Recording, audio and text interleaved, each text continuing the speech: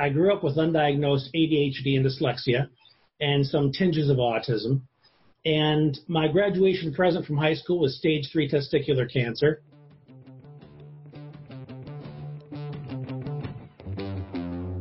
Hey, got something really cool I wanted to run by and let you know what's going on. So I'm starting a group that will start taking a deep dive into each one of these episodes. So we'll collectively come together and talk about the shows, talk about the guests. I'll be bringing back some of the guests to do some Q&A sessions and really take a further dive into their story, their journey, the episode, talk about, maybe some of the things you wish I would have asked on the episodes, do some Q&A sessions and the like. As a friend put it to me, it's really like a book club, but for the podcast. So a couple times a week, we'll go in, we'll break down the favorite shows of the week, and have cool discussions around everything that we've heard, we've learned, and want to know about their journey. Some of these guests will come in and they'll teach part of, what makes them awesome at what they do. And then, as always, I'll be providing regular value and content in this group. It's really cool because this only is going to cost $5 a month to join this group. And you'll be able to come in, interact with everybody else in there. So I'll put a link right in the show notes for this that you can jump in, come have a conversation with us, and we will really deep dive into each one of these episodes and help us all rise up together. Thanks for tuning in, guys. It's going to be a great show today.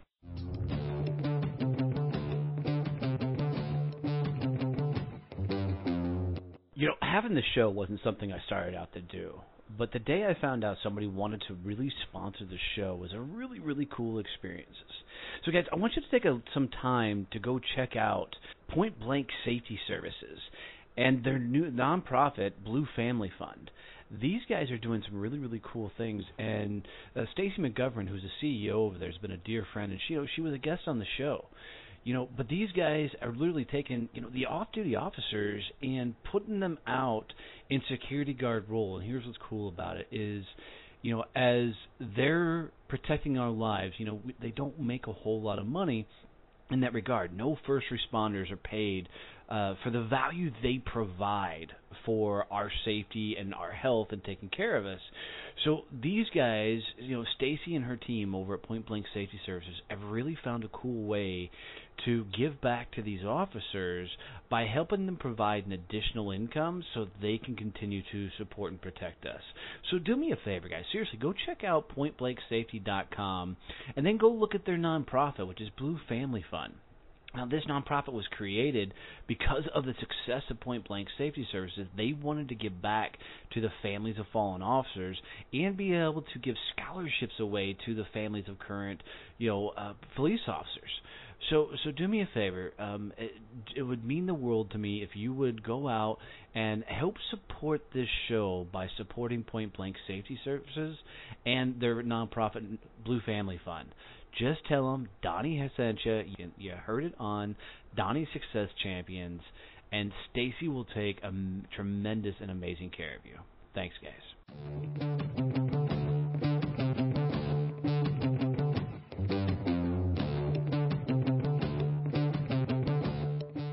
All right, guys, it's going to be a fun episode as I sit down with my new friend Brian King, and we talk about his journey of being a high school senior right after graduation, diagnosed with testicular cancer, and how that started him on his journey of self-help and self-discovery, led him into Buddhism, and really changed the trajectory of his life.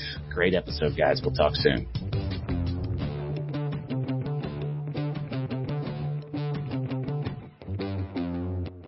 All right, guys, going to be another episode. I'm bringing you a new friend that I was introduced to from Abigail Sinclair and the things she's doing over there with the Human Network Connection.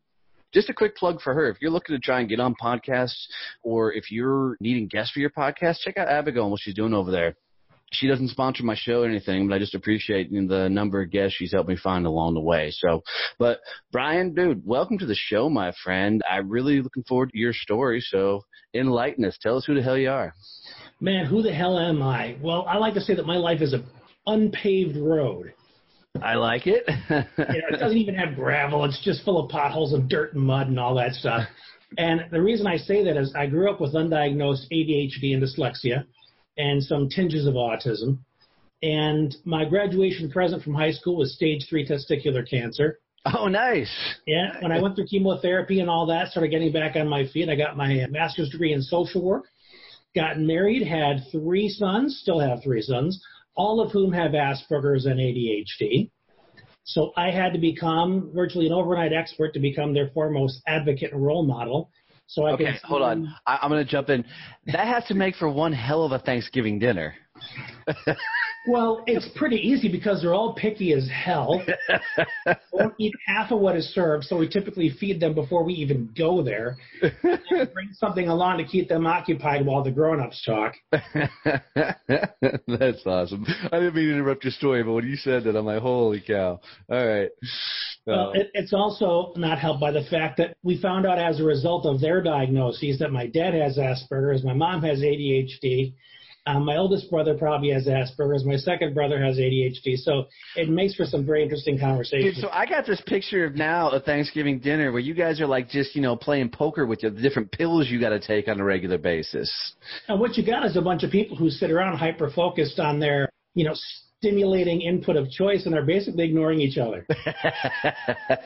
It's the easiest conversation to have. Oh, so you're just like everybody else in life, except we're just all on our phones and you guys are just doing whatever, entertains at the moment. Somebody's taking a nap. Other people are watching TV and yelling at it. Some people are reading and some people are looking at their app or checking their news feed. And at some point, somebody tries to start a conversation. They get 1 or 2 word responses, and then it's back to whatever you're focused on. Nice. So to back up just 2 seconds, you have dyslexia, ADHD, and then graduation present was testicular cancer. What was it like as an 18-year-old kid, and the doc says, hey, you got a problem? Well, that's not even a cherry on a sundae. I didn't get to everything. Oh. in the past 5 years, I've been diagnosed with, the first thing is something called Ehlers-Danlos syndrome. It's a connective tissue disorder. There's several types of it. In my case, my ligaments and tendons are too elastic, so they don't hold my joints as tightly as they need to. So things like to fall out of place whenever I bear weight. Oh, so you're like Stretch Armstrong. Yeah, except he bounces back a lot more fluidly than I do. Okay. My collarbones like to pop out of socket when I reach over my head, and my kneecaps sometimes get stuck, and I need to kind of slither them back in place. And several of the bones in my feet like to partially dislocate when I stand on them or when I'm walking, so I occasionally have to stop and pop them back in before I can keep going. And last year I was diagnosed with multiple sclerosis. So how's your pinky? My pinky sometimes, ironically, it gets stuck. I was hoping there was like one body part. No. My pinky sometimes gets stuck. And that's because of the Ehlers-Danlos. I need to go in there and move that sucker. But, to back up to the cancer, I'd say that single experience is what set me up for all the hardship that came after. Because it happened right after graduation. And what happens after your senior year? Everybody scatters. They're going on vacation. They're joining the military. They're getting ready to go off to college somewhere else. So my support system wasn't there. It was me, my cancer, my nurse, and my family who had horrible coping skills. So I was essentially isolated. It was very traumatic. I felt abandoned. I felt bitter. The mental health staff at the hospital was very lacking in their knowledge and their presence. And, there were times when I honestly felt like I was either going to kill myself or lose my mind. But I hung in there regardless, and when it was finally all said and done and I was given the word of remission, I decided then and there that if I was going to live, I wasn't going to live it being angry, miserable, mistrusting. So I dove into the public library, started devouring things on religion and spirituality and meditation and psychology, because I was determined to live a life that was deliberately created. Because I was sick of having a life where everything was happening to me on such an intense level. So because of that mindset shift and that intention, everything that life has thrown at me ever since then, I looked at as an opportunity to be resourceful and resilient. And that's what I've done with all of it, and that's what I model for my boys and teach my clients. No, I love that. I love that. And there's a couple of things that I want to pick on in there. One, I love the fact that you went to the library, and here's why. Is I don't think a lot of people know that they have a library in their hometown still, right? I mean, out in my little country town, Azle, Texas, we have one. I mean, it's like a $5-6 million library. I mean, this thing is off the chain. I mean, and I work out of there every once in a while when I'm not hanging out at my parents' farm, stealing their Wi-Fi and, mom cooking me lunch and stuff. But the libraries are a great place. What made you, one, choose the library? Two, what made you devour all the psychology? I mean, I get it that you were trying to learn a process, but 18, 19 years old, that's not a natural thought process for somebody that age. Like, I've got to go mentally work on myself, and two, I'm going to do it in the library. Well, fortunately, I lived only 2 blocks from the library. Well, that helped. That helped tremendously. And at that time, our library was actually pretty small. And what led me there was in my bedroom at home, there was a bookshelf. And there were all kinds of random books. Some of them was that trashy romantic novel garbage that my mom collected over the years. And some of it was like a random dictionary. But there was this small book in there that was kind of tattered. And I pulled it out one day, and the name of that book was the Tao Te Ching. The what? The Tao Te Ching. Okay. Ancient book of Chinese philosophy. And there is one phrase. Where the heck would that book come from? Did mom and dad stash it in there hoping one day you'd pick it up? Or That's the weird thing. I don't know whose it was. I don't know how it got there. It was just, it might have been given to a family member, and they just kind of put it away like, oh, that's nice. Thank you for the gift. And I'm going with Gremlins. It was definitely Gremlins. Oh, that's funny because I refer to the negative thoughts that creep into our mind and sabotage us. I call those gremlins. Same here. Same thing. It's a little dude that lives on your shoulder. Go ahead. I love it. But there's a saying that has circulated all over in one of the more popular memes on social media, that the journey of 1,000 miles begins with a single step. That statement is from the Tao Te Ching. No, cool. I never knew that. It is thousands of years old. And as I was leafing through the Tao Te Ching, very simple, very concrete, wisdom of life in the universe, that was one of the statements that I had come across. And having this all or nothing brain that ADHDers tend to have, either life is all good or it's all bad. And all good must mean perfection. And I was thinking in those terms, I either kill myself or I make a perfect life, and it just seemed like such a hard leap to make. And I didn't know how I was going to make a leap that big. Then I see a phrase that says one step. I've just got to take one step to get started. And if I could find something that powerful in a book, imagine what else I can find if I read more books. So I went to the library and started looking for more. Okay, what do these steps look like? What step do I need to take? And then I started looking for step after step after step and kept piling these beliefs on and these habits and these practices and just started building on that. And now my appetite for ideas, for strategies is insatiable. Dude, that is so awesome because, my old man handed me a book called Think and Grow Rich by Napoleon Hill when I was 14. Read that one a couple times, too. Yeah. And, I was a shithead as a kid, mouthy as hell. Teachers passed me on because they didn't want me back. They literally told me so.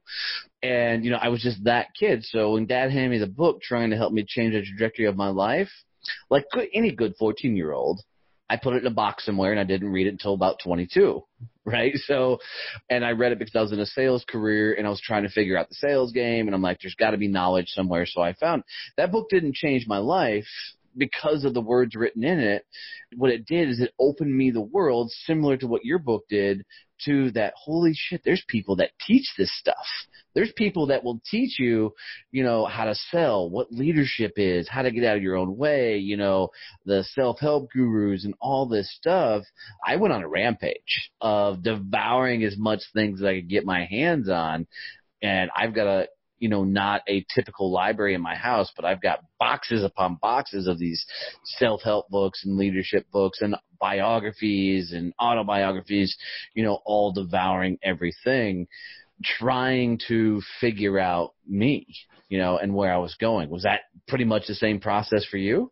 Oh, yeah. I wanted to get inside my own head and figure out why was I getting in my way all the time. Because growing up, I was a very, very negative kid. Very full of self-doubt. I was bullied a lot. I had the learning challenges, so I thought I was stupid. So one of my teachers asked my mom one day if I was retarded, and she was being serious. So I didn't have a whole lot of people believing in me, one or two people. So I felt really bad about myself in general, but there was a part of me that said, man, this can't be as good as it gets. This can't be your destiny, to be always watching everybody else succeed while you're stuck. So I was looking for the way out of that. So a lot of what I was looking for was, okay, what's in my mind that's making me this way, and how do I change it for something better? Yeah, that's awesome. So do you think it was the culmination of all the books you read, or was like that one book that kind of like punched you in the face and you're like, that's it? That's how I find Brian. Well, the things that have resonated with me the most over the years has been the thoughts around mindfulness, the letting it go, the being authentic.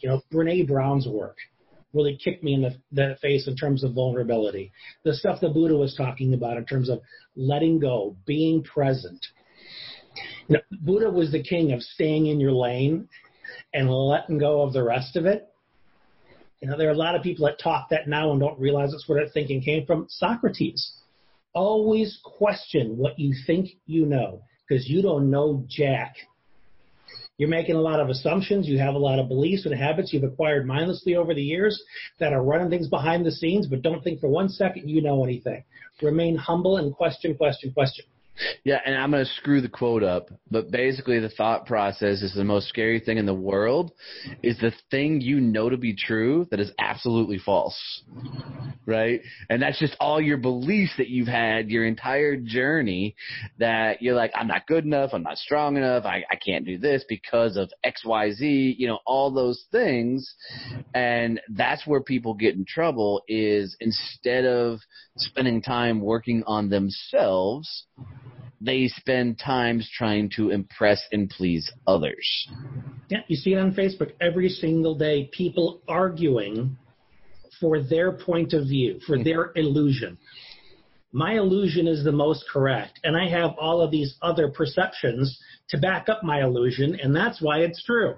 And I found all those from all the other people on Facebook who share my illusion, Oh, yeah. Confirmation bias, right? Yeah, absolutely. They agree with me, so therefore it must be correct. Let alone they don't remember that once they've clicked on somebody else's, quote, like page, anything else, all their feed is filled with that stuff, right? Yeah. The algorithm just feeds the beast. Yes, 100%. But it's our fault. It's not the algorithm's fault.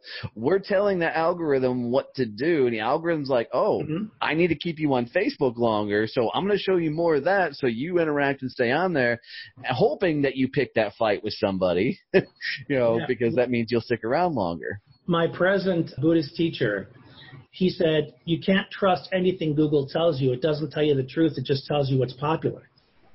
Oh, that's a great quote. He's a smart dude. I like that guy. Oh, he's a very smart dude. I like that guy.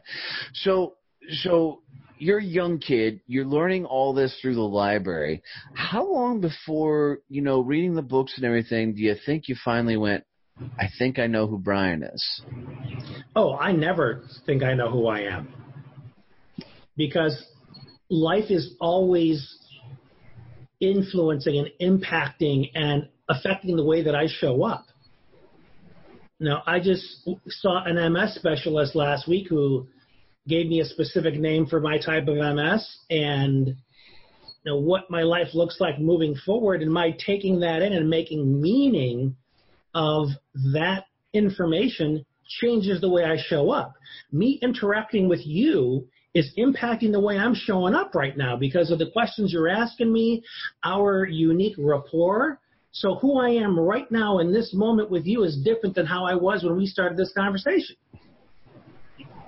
True, but there's still some self-discovery along the way. I mean, there's some things that are inherently you that you've either learned to embrace or you've learned to shove in the back closet or anything else. Were those discoveries things you found along the way?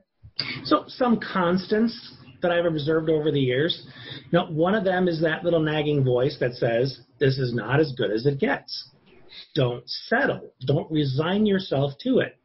There's the part of me that seems to be ongoingly impulsive, whether I try and rein it in or not, and that's led to some really bad business purchases and decisions, and continues to cause problems. So, for the love of God, don't walk through Walmart. Oh, well, fortunately, I'm able to go in there and be very targeted and get back out. I can't say the same for my wife. She has her list, but then there's also those random purchases she comes home with. Tries to sell me on how cute they are. And this is all really fascinating. When did you get into the whole Buddhism thing? It was probably about 5 or 6 years after I was done with chemo that I committed to it. And by that I mean I found myself a temple. I was initiated by a Zen master into the practice. I was given a Dharma name, and it has strongly influenced my path ever since. And we're talking, early 90s. So whatever the math is now, 20-some years later, I'm still primarily on that path. And that's what's guiding me. The whole point of staying flexible, moving like water, don't get attached to your ego, be present, be compassionate, be forgiving. That's really what's been driving my life. And so much of it was just stemmed from that desire to be free of my own suffering. The suffering from reliving a childhood where I felt like I was never good enough. The suffering from the chemotherapy, my friends leaving me, my girlfriend breaking up with me during that time, the loss of a testicle and what I thought that meant for my manhood. All of those big losses made such a big deal to me. Just a huge shift in who I thought I was and what I thought the world I was living in was. Well, and I love that. I'm gonna just make my style funny joke for a moment, but Robin Williams said it best when Lance Armstrong, right? When he was winning all those Tour de France's, it wasn't because of the drugs. He only had one testicle. It was because he was aerodynamic. Nah, both of them taken off. Oh, did he? Yeah. Jeez. And I remember him saying, it was a slipstream effect. Yes. So, tell me a little bit about Buddhism. I mean, I know you talked about being fluid of water and everything like that, but my extent of Buddhism is, I tell everybody I got a body of a god, and Buddha is a god. So, that's... Actually, no, he's not. Buddha was a man. Perfect. As Buddhism has gone through different cultures, you had that culture adapting its understanding of Buddhism to fit its culture. So there are some cultures that elevated Buddha to a deity because a big part of their culture was God worship. Well, and in truth, and correct me if I'm wrong here, Buddha was not a big, heavy-set dude. He was actually a little skinny. Oh, he was skinny. Yeah. Buddhists ate one time a day, and they ate vegetables. Right. I have seen some overweight vegetarians, which I don't understand how that works because I'm a meat and potatoes guy. But too many potatoes. I guess so. It's all the starch. Right. So, what is the premise of Buddhism? I mean, is it a religion? Is it a belief? Is it what? It's basically a set of practices for relieving the suffering of the human experience that is caused by this attachment to things that will never last. It's this desire to keep things, to control, to own them, to want them to never, ever leave you when everything is transitional. I like that. The Buddha's great epiphany, that was the foundation of his entire philosophy, was that this ego of ours makes this essential mistake that we are separate beings unto ourselves, that we are separate from everything else, when the reality is that we are interdependent beings. One thing cannot exist without another. Like I was saying, the way I'm showing up now is because of the interplay between what we consider to be Brian and Donnie. These two forms are not interdependent. I mean, they're not independent. They're interdependent and co-creating this moment together. And by letting go of that illusion of separateness, you become free of your suffering. So because I'm so awesome, you by osmosis become awesome with me. I become awesomer. Yeah. Okay. We create this co-awesomeness. I love it. I love it. I love it. So I just need to spread some more of the awesomeness around so everybody can rise up together and we all have a good time. You show up and realize that your interplay with others helps you create that awesomeness.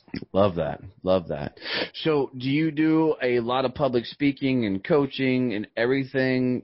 I do a lot of coaching. I used to do a lot of public speaking, but the MS just wipes me out. I'm constantly fatigued. The pain from one day to the next can be a 2 or it can be an 8 or a 9, even on my meds. And just travel alone lays me up for a couple days. So what I'm trying to do now is encourage people to utilize me via video conference. And not a lot of people have jumped on that because they're stuck in the paradigm that it has to be live and you have to be here and wearing your suit and tie and jumping around on a stage to be effective. And until I can open up people's minds to the fact that it doesn't have to be that way, I'm kind of stuck not doing that. Well, let's talk about that 2 seconds. I'm going to help you out with that because 90% of my coaching is done via Zoom. Oh, that's how I do all my coaching. Right. It's the speaking that I'm unable to do. Gotcha. Yeah, that's a little bit more unique. You'd have to find the right crowd that would buy into, because there's the impact factor of, that person being on stage. Mm-hmm. I think people like to see the person on stage because it's like going to a rock concert. Yeah, and don't get me wrong, I love the stage. I love what is possible. And, who knows? I might get to a point where I'm able to do more traveling and get back on the stage. I'd need a lot more downtime between my travel and getting on stage, but hey, there's a way, right? Right. And I know you're an avid reader. Have you ever read Louise Hay's book? I know of her, but I haven't read her books. I haven't either. I have a friend that, is 100% sold that book will transform anybody's health life. She's like the person behind you can heal yourself mindset. You don't need doctors. The gods gave you everything you need to heal yourself type movement. I'm okay with everybody's philosophy. I mean, unless you're hurting somebody, I don't care what your philosophy is. Okay. But I have a buddy who swears by it. And, I've heard a lot of people reference Louise Hayes and her work and her practice. Some of you called her the godmother of self-help, according to Jen Sincero. But, maybe something to explore as part of the mental game. I just haven't had a need for those type of teachings yet in my life. So. Well, heck, I'll look it up. Thanks for the reference. Absolutely. So where do you think all this journey is taking you? I mean, you've been punched in the face by life a couple of times, and it looks like, you took it on the chin. You've kept moving forward, and you're doing some cool things with coaching, and I bet you'll be back on the stage for too long. Where do you think all this is taking you? Well, one of my more recent revelations, especially with the MS and everything and becoming more fragile and so on, is I've had to let go of this idea that my life is absolutely necessary. I'm so important that I have to be in the front, I have to be the leader, and to embrace the fact that once I'm gone, the world and life will be just fine, so that I don't take myself too seriously.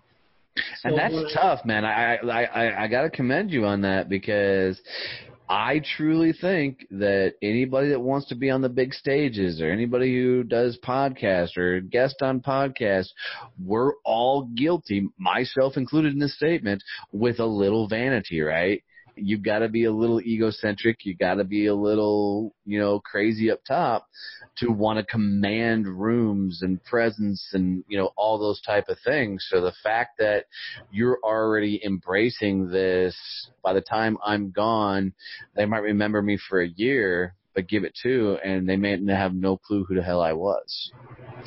But in order to give that some context, it doesn't mean that I don't believe that what I do while I'm here matters. Absolutely. So when I do show up, as part of the vows that I took with Buddhism, the philosophy there is while I'm here, I have taken the responsibility to, as much as possible, do no harm and to relieve suffering wherever I find it. And that doesn't mean I rush in and rescue people, that I tell them they must allow me to help them. I show up as best I can. If people want my input from what I've learned throughout the years to help them relieve their suffering, I will do my best. Some people don't want it, but at least I offered. And I move on to the next person, and I keep showing up in a way to relieve suffering. Some people will benefit from that. Some people will dismiss it. Some people simply won't care. I'm not going to meet everybody. So I impact those that I can and know that while I was here, I did my utmost to help the world be a little bit better. Then when I'm gone, somebody else's turn. I love that. You know, and if everybody would embrace that style of philosophy of, it's like going camping when we did it all the time. You know, the thought of you go to a park, you take your RVs, your tents, or whatever. Before you leave, you do a military-style police call, and you pick up everything, even stuff that wasn't yours that was left there by somebody else, because you leave it better than you found it, so the next person has an enjoyable experience with it. You know, and they're not worried about having to clean all this up before they get started. So I love that philosophy. Does that come from the Buddhist world for you, or is that just something you've learned along the way? It's the vast majority of it is from the Buddhist point of view, yeah. That's very cool. So, weird question. Teach me something. You know, what is something that a guy like me that, you know, I speak all over the world, I run a successful podcast, you know, I coach people on an individual basis and everything from sales to getting out of your way to beating up your gremlins, you know, and I'm charismatic, I'm egocentric, have the vanity bug, you know, because I think I'm one of the top in the world type guys. What would you tell a guy like me as I'm going about my journey? Because if you go back to Joseph Campbell's theory of the journey, what would you tell a guy like me as I'm walking through my path? Everybody else's story is more interesting than yours. I 100% agree with that. 100% agree with that. I don't always follow that, but I attempt to. You show me the person that's 100% all the time, and I'll say this is a person who's good at hiding it. That is true. So many people, myself included, it took me years to take off that mask. We're human, man. And the one thing that we can really model for other people is to be compassionate to yourself when you are human. Yeah. Don't beat yourself up over it. Forget the self-criticism. Just say, hey, man, this is how we all roll, but not all of us are at home with that fact. Right? How do people take off the mask? Because it took me a number of years to, I mean, my entire career, just so you know, is I spent in straight commission sales, right? And as a sales guy, closing $1 million deals and those, there's no time for a certain type of personality in those rooms. You have to dominate and own those rooms, especially in the bigger conversations.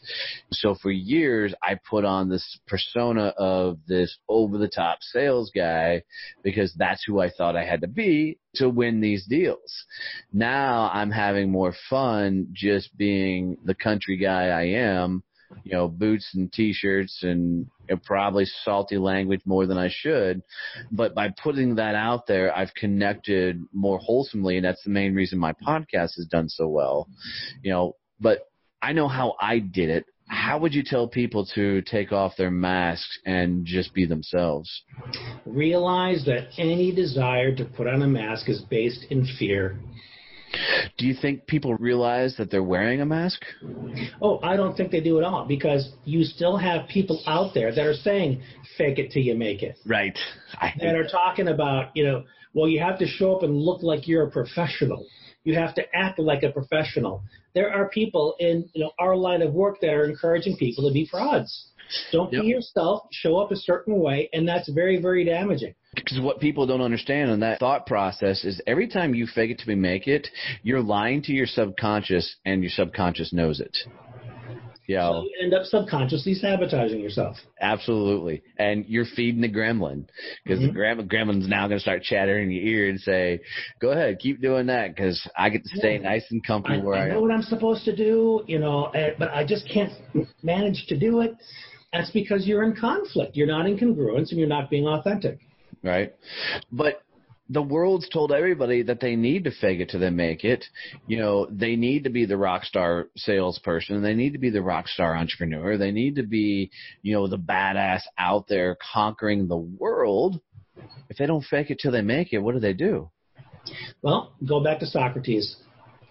Question, why is that the advice? Why are you telling me this? What kind of results are you getting from it? Why is this the truth? Why should I listen to you? But Brian, if I did all of that, then I'd actually have to spend time with myself. Man, that's a scary place. It can be if you think that what you're going to see is bad. The truth ain't bad. It's just the truth. Absolutely. And I think most people walk through life and they're actually on somebody else's path. Oh, yeah. Steve Jobs said it. Oh, good. Don't spend your time living someone else's life. And I love telling my story is I spent 40 years doing that. I spent 40 years in the sales game making other people wealthy and helping them grow their businesses and had a very successful career there. It wasn't until I had an epiphany one day that, holy cow, I'm not doing what I want to do in life, hence why I'm so damn miserable. It was eye-opening once I realized that I wasn't carving my own path, along my journey. You've had a pretty cool and fun ride with everything you've learned and done and learning all these cool philosophies along the way. When you're coaching people, is it all based on these philosophies or you meet them where they're at? Oh, you have to meet them where they're at. Because, there are the Tony Robbins of the world that say, well, you're down here and now you have to take this quantum leap and go all the way up here. He's always talking massive action, massive action. I'm much more the one-step philosophy. What's one shift that you need to make right now to start taking another shift? And people, especially people that are starting in fear, can handle that. I'm not going to sell them on the pie in the sky when they can't even conceive of the fact that the sky exists. Right. What's the name of your birds? Oh, pick one. There's Echo, and then there's Tim. He's Tiny Tim, and the reason we called him that is because right around Christmas, we saved him from being euthanized because he arrived to the pet shop with a bum leg. Oh. So we took him in, and lo and behold, it corrected itself, and now he's fine. So you got Tiny Tim the bird. I love it. Yeah. Well, I got to tell you, Brian, this has been a lot of fun. I love getting guests on the show where we can get inquisitive and I can ask questions and even learn something along the way. And, I just totally dig your style and what you're doing and the message that you're putting out there. Here's how I like really diving in and wrapping up some of these shows. Before I do that, do you have any books or anything you want to promote, anything out there that you're like, if people knew that I created this or had this, or they could find my information somewhere, where would they find all that stuff? Well, the best thing to do is just subscribe to my podcast. That's where my most current and best work is. Oh, what's the name of your podcast? It's The Mindset King. I like that. Where'd you come up with the name? Well, actually, one of my coaches came up with the name because during our group coaching sessions, because he talks a lot about business strategies and tactics and stuff. But whenever somebody would be really ramming up against their ego and self-sabotaging, I'd be the one to jump in, call them on it in very laser-focused fashion, but also with some tenderness. And one day he just said, man, you're like the Mindset King. And like, man, I can do something with that. And that's how a lot of the best names, come up with. That's awesome. So the Mindset King podcast. I love podcasts. It completely has changed my life once I started doing podcasts. So if you were going to leave my audience, especially when they're going through hell and maybe they're in those dark times of their life, if you were going to leave them with a thought, a quote, a mantra, a phrase, a saying, something they can take with them and pull out of their toolkit when they're stacked up against it, what would be that thought or phrase you said in those times, take this with you? That's a very big question. And don't worry, I stump a lot of people with that one. Well, I guess one thing I'd say is remember that with everything that you've been through in your life, including this time, it always works out. I love that. It goes right along with that same phrase is every time you get through it, you'll look back and go, damn, that wasn't so hard. It's only in the moment that it sucks. So awesome, brother, man. Brian, I got to tell you, it's so awesome having you on the show. Thank you for spending time with us, sharing your story, sharing your journey, letting us into the good times and the bad of your life. I really appreciate it. I want to someday see that Thanksgiving dinner and the interaction of all the family. Dude, just keep. It's going to be so boring, man. Well, keep being you, man. Keep going for it. I really see big, huge things out of you in the near future. I appreciate it, man. Thanks for having me.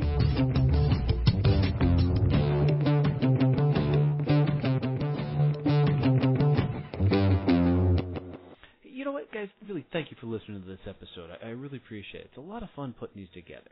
I wanted to make sure before we get out of here that you knew what we were doing with social content. What we found was because of the podcast, we have a unique way of helping you get your social content out on a very easy way. What we're doing is we're interviewing people, and from that interview, we will capture a lot of information that will then be turned into videos, memes, articles, all things you can use for your social content. I know, like for me, one of the biggest struggles I had was, what do I put out there? What do I say on a regular basis? Well, we'll help do all that for you. So if this is at all of interest to you, reach out to us and let us help you grow your social media channel. I can tell you I did this for my business, and my social media is completely taking off. My Instagram, since I started doing this, jumped over 10,000 followers, and it continues to grow. So if this is at all of interest to you, check the bottom of the show notes for the link that says, Get My Social Content Done right now.